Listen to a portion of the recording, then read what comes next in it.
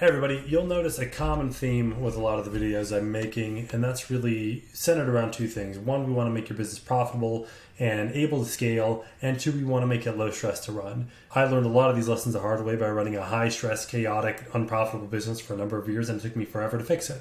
And so if I can impart some of those lessons on you and fast track that learning curve, it makes me feel good, right? And so I notice I'm consulting with a lot of clients who are running their own marketing or whatever it is. A common theme is that a lot of businesses just don't really plan out a marketing calendar.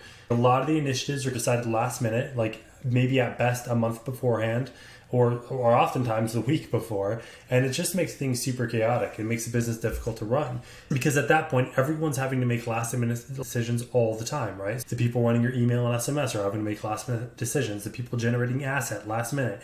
The people running your ads, last minute. The people running your website, changing website assets. Everything happens like by the seat of their pants, and it just gets crazy, and it makes it really hard for the business to run smoothly, to run low stress, and to really go anywhere because things are happening in such a frenetic way that driving any sort of like broader strategy or growth becomes almost impossible.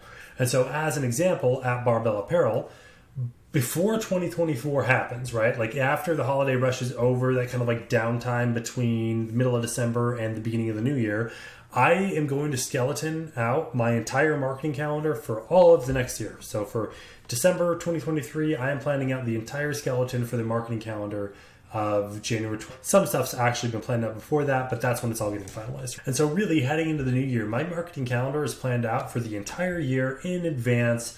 And that makes it so that I know what my entire team needs to do before the year even starts. Now, stuff happens, right? Like product gets delayed, product doesn't turn out right, things change. And so it's okay for the calendar to get changed.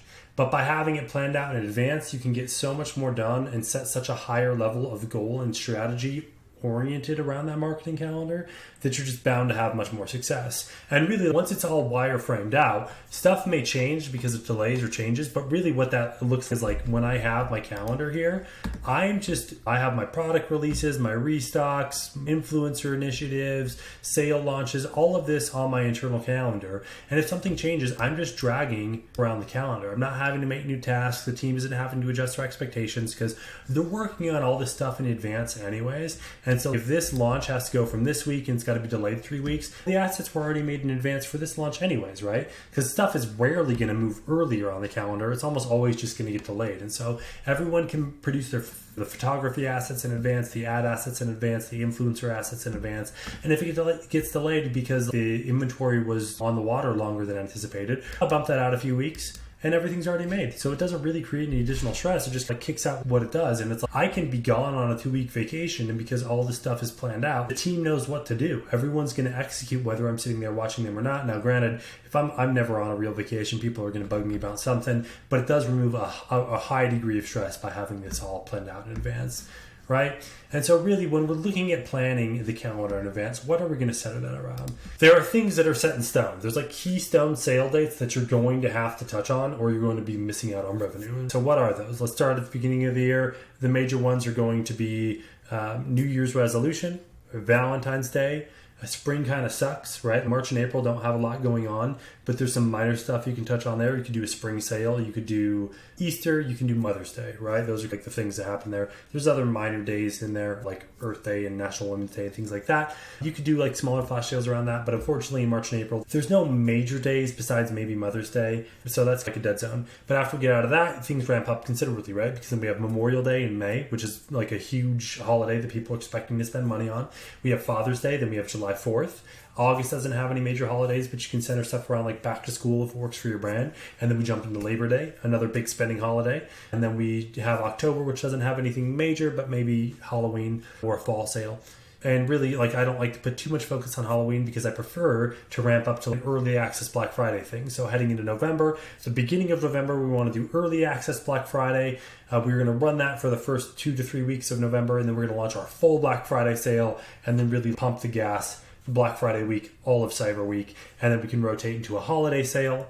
Once we get through the beginning of December to where we're getting to shipping cutoffs, we talk about shipping cutoffs, and then we have some downtime for Christmas, then we have a Boxing Day sale, and then we're back to the new year, right? So that's your major overarching holiday keystone pillars throughout the year, and you want to make sure you're having some sort of incentive, release, or offer for all of those major holidays, because consumers are trained to look for sales and to spend money on those days. And so if you're not participating in that trained environment, you're missing out, right? Because what are people doing on Memorial Day? They're looking in their email, they're looking in their ad feed. They don't even necessarily know what they want to buy. They just know, hey, it's Memorial Day, I'm going to get a deal, I'm ready to spend money. And so if you don't participate in those major kind of like keystone pillars of the American consumer cycle, you're just going to be missing out on a lot of revenue that you could otherwise materialize for your business.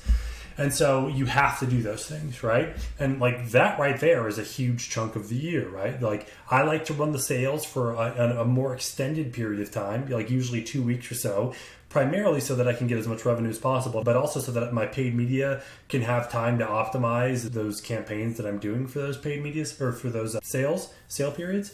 And so like right there, you're probably eating up 1/3 to 40% of the year just with all of that sales stuff. And now the rest of the year can get filled with new product releases, collabs, influencer initiatives. You could just focus on products that you already have that people might not know about. I have this list of 35 evergreen campaign sales or evergreen campaign ideas you can do. And now this is all made from like an own marketing perspective because we use it with clients that we're managing own marketing for. But you can use this stuff across paid media and organic social as well, right? But like here's 35 evergreen campaign ideas that you can use to fill the calendar. So again, like considering that we probably only need 2-ish newsletters a week for most of the year, like more frequently during the big sale periods, but 2-ish a year, like this is almost half your year's initiatives right here, right? We talk about those sales, that's probably the other half. So like just those two things alone can fill your calendar. And then any new product releases or any scarcity, any stuff selling out, any of that can really fill the calendar. And then outside of that, we have all of this stuff. We have this resource spelled out to you, which is just a 2024 annual marketing calendar that covers all of the major holidays, all of the major cultural days, all of the major national days. And then we have some generic ideas sprinkled through here so that you could just use this as a resource to look at and plan your calendar. My internal team uses this for planning when businesses don't give us calendars, but I'm happy to make it available to anyone here to use as well. So really that's what I would say is like, before the new year starts, you want to sit down, plan out all of the keystone promotions for all of the major holidays, get any new product releases that you can onto the calendar, and then create a hype cycle around those new releases. So don't just send one email and be like, hey, here's our new product, hopefully you buy it. Create a hype cycle, right? So we have a teaser email, we have like maybe an early access email, we have a full launch email, and then we have a, hey, this product is selling out email, and then we have the early reviews are in for the new product email. So you create an entire hype cycle around a new product launch, so it's not just a one and done thing, because again, not everyone's seeing all of the emails in their inbox at every time. You want to make sure you give people multiple opportunities to interact with an agenda that you have.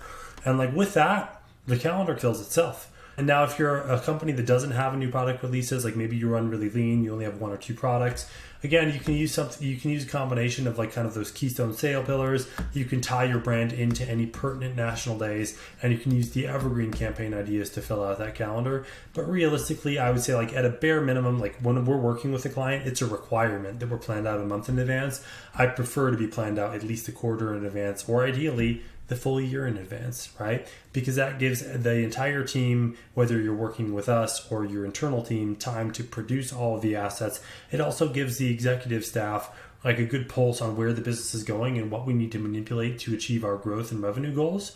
And then after the year's done, we can look back and say, hey, this part of the marketing calendar performed really strongly. This part was weak. So maybe we do more of the strong stuff and less or none of the weak stuff, right? So anyways, I would encourage you all to look at some of these resources to plan your marketing calendar well in advance, and you'll be amazed at what happens, right? You'll have a lot less stress and you'll make a lot more money. So hopefully that's helpful. As always, let me know if you have any questions. Have a good day.